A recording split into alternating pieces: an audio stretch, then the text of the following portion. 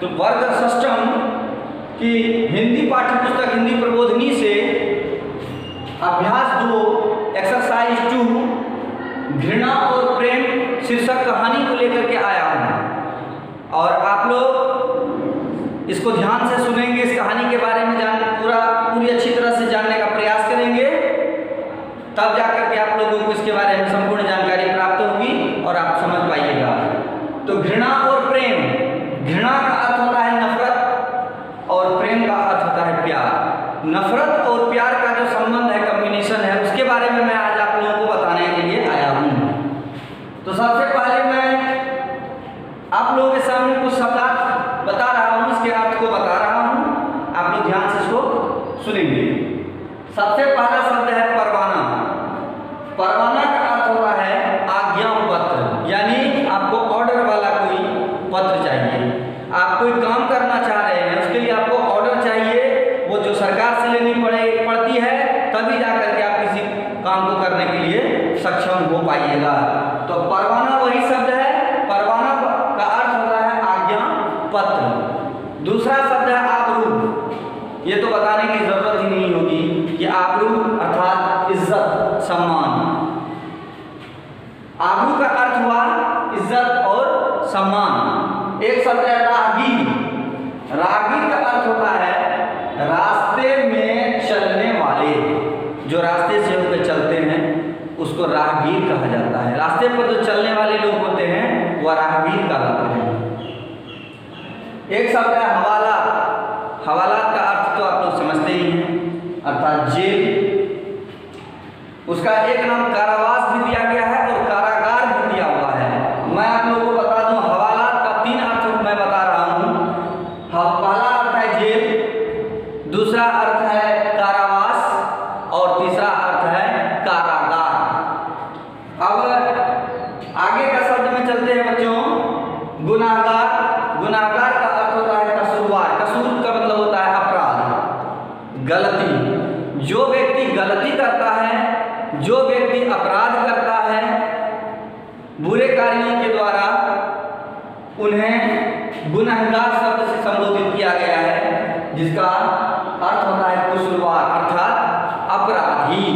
अपराध करने वाला व्यक्ति ही अपराधी कहलाता है। एक शब्द है दुआ। दुआ का अर्थ होता है प्रार्थना। तो ये सारे शब्दार्थ हैं आपके सामने और इसको आप लोग अपनी हिंदी की नोटबुक पर उतार लीजिएगा। फिर मैं इस शब्द को दोबारा आप लोगों को बता दूं। परवाना। परवाना का अर्थ होता है आज्ञा पत्र, जिसके बारे में मैंने आप लोगों को बताया। आबरू का अर्थ होता है इज्जत। सम्मान का अर्थ होता है राहगीर। सम्मान, आबरू का अर्थ होता है इज्जत, सम्मान। और उसके बाद एक शब्द है राहगीर। राहगीर का अर्थ होता है रास्ते में चलने वाले। हवालात। हवालात का अर्थ होता है जेल, कारावास या फिर कारागार। एक शब्द है गुनहगार, जिसका अर्थ है कसूरवार, अपराधी।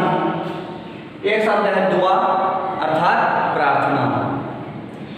तो आगे बढ़ते हैं बच्चों। आज मैं जिस प्रसंग को, जिस विषय को लेके आया हूं, आपका जो टॉपिक है वो है घृणा और प्रेम। ये घृणा और प्रेम महात्मा गांधी से संबंधित है। किससे? तो बच्चों, यह महात्मा गांधी से संबंधित कहानी है। इसके प्रसंग में मैं आप लोगों को बताने के लिए आया हूं। कुछ बताने से पहले मैं आप लोगों को एक मुख्य बात, इस कहानी का सारांश बताने से पहले मैं आप लोगों को एक मुख्य विशिष्ट जो बात है मैं बता दूं। महात्मा गांधी के बारे में सबसे पहले मैं आप लोगों को बता दूं कि इसका जन्म और इसकी मृत्यु। महात्मा गांधी का जन्म 2 अक्टूबर 1869। ध्यान देंगे बच्चों, महात्मा गांधी का जन्म 2 अक्टूबर 1869 गुजरात के पोरबंदर नामक स्थान पर हुआ था। उसके बाद गांधी जी बचपन से ही लोगों के प्रति उनका जो रुझान था, लोगों के प्रति जो उसका प्रेम था, वो बचपन से ही उसमें विद्यमान है। लेकिन उन्हें अपने जीवन में 2-3 बातों पर उसको दुख था, खेद था, अपने स्वयं की जिंदगी पर उनके लिए। सबसे बड़ी बात कि गांधी जी को पढ़ाई में जरा सा भी बचपन बाल्यावस्था में या फिर किशोरावस्था में उसको पढ़ने में मन नहीं लगता था। दूसरी बात, गांधी जी का जो राइटिंग है, अक्षर जिसको कहते हैं, उसकी हैंडराइटिंग अच्छी नहीं बनती थी। तो उन्होंने कहा था कि अक्षर नहीं बनना अपूर्ण शिक्षा है। अगर कि आपकी हैंडराइटिंग नहीं बनती है तो यह शिक्षा आपके लिए अधूरी है, अपूर्ण शिक्षा है, वो पूरी शिक्षा नहीं है। तो ये कहानी जो है, सबसे पहले मैं घृणा के बारे में आप लोगों को बताता हूँ। मनुष्य के भी अंदर, मनुष्य के हृदय में दो चीज का समावेश नितांत आवश्यक है, वो रहता भी है। पहला घृणा और दूसरा प्रेम। घृणा के बारे में मैं बता दूं, घृणा मनुष्य को पतन की ओर लेके जाता है। उसके विनाश की एक सबसे पहली सीढ़ी घृणा ही है। तो मनुष्य को कभी भी किसी भी प्राणी से घृणित नहीं होना चाहिए। हाँ, घृणा की कुछ वस्तुएं होंगी, है भी, जिससे हम घृणा कर सकते हैं, लेकिन उसके घृणा कर हमारे घृणा करने से पहले उस विषय पर आप सोच लीजिए कि क्या वो घृणित वस्तु है, क्या वो घृणा के योग्य है जो हम उस पर घृणा कर रहे हैं। यदि आपको ऐसा लगे तो ही फिर उसके बारे में आप घृणा कर सकते हैं। और जो प्रेम है वो तो अथाह सागर है। प्रेम की कोई परिभाषा नहीं है बच्चों। प्रेम, अभी इससे पहले मैंने एक्सरसाइज फर्स्ट अभ्यास प्रथम में मैंने प्रेम के ही प्रसंग की बात की थी, ईश्वर भगवान और भक्त के प्रेम की बात। तो यहाँ भी जो प्रेम आया है, यहाँ मनुष्य के प्रति क्या होना चाहिए, कर्तव्य क्या होना चाहिए, प्रेम, इसके बारे में मैं आप लोगों को बताने जा रहा हूँ। तो मैंने आप लोगों को अभी बताया कुछ देर पहले कि महात्मा गांधी का जन्म 2 अक्टूबर 1869 को गुजरात के पोरबंदर नामक स्थान में हुआ। बचपन से उसको 2-3 चीज़ों पर खुद से स्वयं चिढ़ थी, गुस्से थे। एक तो उसकी राइटिंग नहीं बनती थी, उसको पढ़ाई में मन नहीं लगता था। लेकिन समयानुकूल समय बीतता गया, मन मस्तिष्क में बदलाव होता गया, बात को समझते गए। उसके लिए उन्होंने बैरिस्ट्री की पढ़ाई भी की, वकालत करने के लिए वो इंग्लैंड भी गए, वहाँ पढ़ाई करने के लिए। तो ये जोहान्सबर्ग की कहानी है बच्चों। महात्मा गांधी तब अफ्रीका में थे। कब? दक्षिण अफ्रीका में गए थे। वहाँ के हिंदुस्तानियों ने के लिए वे लड़ रहे थे। वहाँ दक्षिण अफ्रीका में जो हिंदुस्तानी रह रहे थे, उन पर अत्याचार किया जा रहा था अंग्रेजों के द्वारा। तो उनके लिए गांधी जी लड़ रहे थे। काले लोगों के, दरअसल हिंदुस्तान में लोग काले थे और अंग्रेज गोरे थे। अंग्रेज हमेशा हिंदुस्तानियों को बुरी दृष्टि से देखते थे, उनको काला शब्द से संबोधित करते थे, जो हिंदुस्तानियों को बड़ा बुरा लगता था। इसके लिए उन्होंने काले कानून के खिलाफ उन्होंने सत्याग्रह चलाया, एक आंदोलन चलाया। 30 जनवरी सन 1908 को जोहान्सबर्ग में मस्जिद के मैदान में यह सभा हुई रात के 12 बजे। ध्यान देंगे, यह सभा रात के 12 बजे जोहान्सबर्ग के मस्जिद के एक मैदान में सन 30 जनवरी 1908 को एक बहुत बड़ी सभा का आयोजन किया गया। गांधी जी ने कहा, यहाँ की सरकार से हमारा समझौता हो गया है। बस लोगों को समझाने के लिए यह बात कह रहे थे ताकि लोग भड़के न, अपनी मर्यादा को पार न करें। जब तक हिंदुस्तान गुलाम है तब तक हमें बुद्धिमत्ता से काम लेना होगा। इसके लिए गांधी जी एक ऐसे व्यक्ति हुए जिन्होंने सत्य और अहिंसा के मार्ग पर चलकर अहिंसा का पाठ पढ़ाया लोगों को, सत्य और अहिंसा का पाठ पढ़ाकर लोगों को लोगों से आंदोलन भी करवाया। और उनका ये था कि हम युद्ध करेंगे लेकिन बिना अस्त्र और शस्त्र के। यह संभव कैसे है बच्चों? कोई भी युद्ध करने के लिए जाएगा तो बिना और अस्त्र शस्त्र के कैसे वो युद्ध करेगा? तो ये बात लोगों के समझ से थोड़ा परे था, लेकिन गांधी जी तो बात को समझते थे। तो उन्होंने एक सभा बुलाई, सभा में सारे लोगों को बुलाया और उनमें कहा कि अगर यदि हमको यह कानून काला जो ये जो हम लोग को काला कहने का जो नियम है, इस कानून को अगर यदि हटाना है तो हमें सरकार से इजाज़त लेनी पड़ेगी और उसके लिए हमको परवाना अर्थात उसके लिए आज्ञा पत्र की जरूरत होगी। वहाँ बहुत से लोग थे, बहुत से लोगों ने उसका समर्थन भी किया, बहुत से लोगों ने उसका विरोध भी किया। उसी सभा में एक व्यक्ति जिसका नाम मीर आलम था, उन्होंने इस बढ़ चढ़ के क्रोधावस्था में आकर के गांधी जी से बहस करना शुरू किया। तो कहा अगर यदि आप इस कानून के लिए आज्ञा पत्र नहीं भरेंगे तो फिर ये कानून रद्द हो जाएगा, फिर हम लोगों को सफलता नहीं मिल पाएगी। मीर आलम इस बात को सुनकर सभा में खड़ा हुआ, कहा यह कैसा समझौता है कि हमको परवाना लेना पड़े, आज्ञा पत्र लेना पड़े, यह कैसा समझौता है? तो जब परवाना लेने की बात कायम ही है तो इसमें हमारी कौन सी जीत हुई? जब हमको परवाना सरकार से लेना ही पड़ेगा, आज्ञा पत्र लेना पड़ेगा, तो फिर इसमें हमारी जीत क्या है? गांधी जी ने उसको बहुत प्रकार से समझाया, कहा जीत हमारी यही है, हम जब ऊपर चढ़ने का प्रयास करें तो उसके लिए सबसे पहले हमको धरातल जमीन की सीढ़ी से ऊपर जाना होगा। बहुत सारी बातों से मीर आलम को समझाया गया, लेकिन मीर आलम ने बात को नहीं समझा। उसके बाद बहुत से लोगों ने कहा ठीक है मैं परवाना लेने के लिए तैयार हूँ, एक मीर आलम को छोड़ के।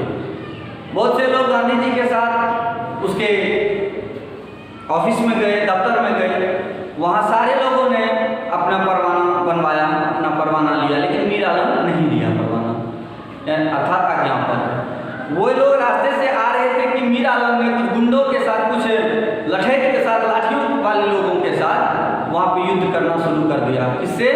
तो गांधी जी और उसके सभी समर्थकों से भयानक युद्ध हुआ, दोनों में बहुत देर तक युद्ध हुआ। उसके बाद सिपाही आए और सिर्फ उसमें ये हुआ कि गांधी जी का कुछ शरीर का कुछ अंग भंग हो गया, कुछ क्षति भी हुई उसको, वो अस्पताल पहुंच गए, हॉस्पिटल उसको लेके जाया गया और मीर आलम को जेल में हवालात में बंद कर दिया गया।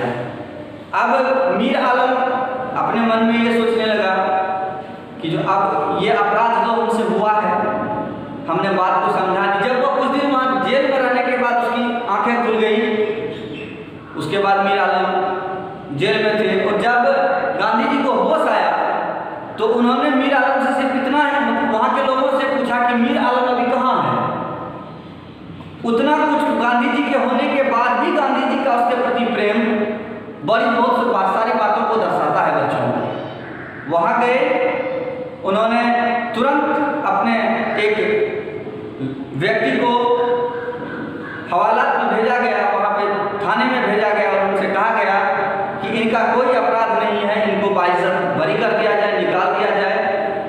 तो मेरी दशा जो हुई है वो मेरे कारण से, मेरी मूर्खता के कारण हुआ है और ये समस्या मेरी स्वयं की समस्या है, इसमें मीर आलम का कोई दोष नहीं है, आप मीर आलम को यथाशीघ्र वहाँ से निकाल दीजिए। तो गांधी जी के इस प्रस्ताव को सुनकर वहाँ कारागार में जो मीर आलम बंद थे उसको छोड़ दिया गया सिपाहियों के द्वारा। फिर मीर आलम वहाँ से गांधी जी के पास आए और उनसे क्षमा मांगे कि महात्मा मुझे क्षमा कर दीजिए, मैंने आपकी बातों को समझा नहीं। उसके बाद बहुत सारे आंदोलन भी चलाए गए जिसमें कि मीर आलम ने बढ़ चढ़ के गांधी जी का साथ दिया। बोले आराम हराम है, आराम करना हराम है, मैं आराम नहीं करना चाहता, मैं अपने देश को स्वतंत्र करना चाहता हूँ, इसके लिए चाहे जितना भी समय लगे मैं इसमें समय देकर अपने देश को आज़ाद करवाऊंगा, इसके लिए मैंने प्रण लिया है। तो इसके लिए उसको बहुत सारे कई बार उसको हवालात की हवा खानी पड़ी। अंत में निर्णय यह हुआ ये मीर आलम महात्मा गांधी के पक्के अनुयायी बन गए, शिष्य बन गए और अपने अपराध को उन्होंने माना भी, अपने अपराध को माना भी और उन्होंने उस क्षतिग्रस्त अवस्था में, गांधी जी द्वारा क्षतिग्रस्त अवस्था में अपना उनका पैर भी टूट गया था उस युद्ध में, उस लड़ाई में मीर आलम ने जो लठैतों के साथ उसके साथ युद्ध किया था, उस लड़ाई में उनको बहुत क्षति उठानी पड़ी, लेकिन फिर भी क्या है, प्रेम। वह जो है गांधी जी उससे घृणा भी कर सकते थे, लेकिन घृणा वो नहीं किए, उसके साथ प्रेम से जैसा व्यवहार बर्ताव किया। तो बच्चों, इस कहानी में हमने ये बताना चाह रहा हूँ, मैं ये आप लोगों को बताना चाह रहा हूँ कि परिस्थिति चाहे जैसी भी हो, हमें संयम से काम लेना चाहिए, बुद्धिमानी से काम लेना चाहिए, अपनी अच्छी सोच से काम लेनी चाहिए। किसी भी काम को करने से पहले उस पर विचार करना चाहिए, और जब हम विचार कर लेंगे तो हो संभवतः हमें पूरा विश्वास है कि वो काम सही मार्ग पर होगा। इस कहानी को जब आप लोगों के पास आपकी पाठ्य पुस्तक रहेगी तो आप एक बार इस कहानी को अवश्य पढ़ेंगे। मैंने जितनी बातें आप लोगों को बताई हैं इसको समझ पाएंगे। मैंने शब्दार्थ के माध्यम से भी आप लोगों को बताया है, और ये चीज़ मैं आप लोगों को फिर समझा रहा हूँ। मैं आप लोगों को अंत में यही बताना चाहता हूँ कि घृणा को प्रेम से जीता जा सकता है। घृणा को सिर्फ प्रेम से ही जीता जा सकता है। यदि कोई व्यक्ति आपसे घृणा करता है तो आप उससे घृणा न करें, ये तो जैसे का तैसा हो गया मामला।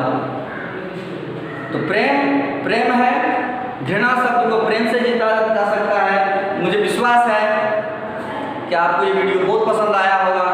अगर यदि आपको ये वीडियो पसंद आया हो तो ज़्यादा से ज़्यादा इसको लाइक करें, ज़्यादा से ज़्यादा शेयर करें। यदि कोई समस्या हो तो आप EPS ऑफिशियल ग्रुप में जाकर के कमेंट्स के माध्यम से अपना कमेंट्स लिख कर दें। अगर यदि उससे भी नहीं बन रहा है तो आप अपना वीडियो बना करके उस पर डाल दें, हम लोग उस वीडियो को देखेंगे और फिर आपको इस समस्या का समाधान करेंगे।